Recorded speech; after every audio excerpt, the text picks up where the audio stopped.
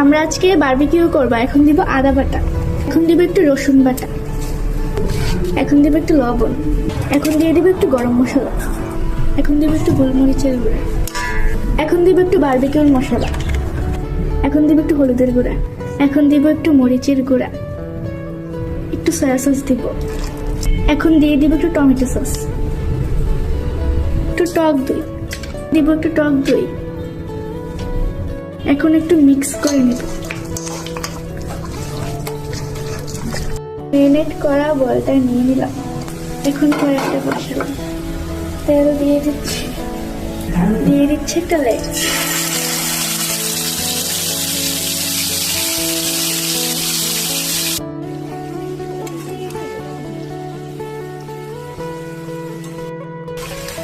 দেখেন কালারটা কত সুন্দর হয়েছে।